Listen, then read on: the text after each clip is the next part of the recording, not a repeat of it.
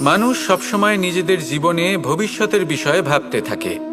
কখনো উৎসাহিত হয়, কখনো চিন্তিত হয়, কখনো স্বপ্ন দেখে যে আমি ভবিষ্যতে গিয়ে খুব বড় কেউ হব, কখনো কল্পনা করে যে আমি কখনো সেই স্থানে গিয়ে পৌঁছব।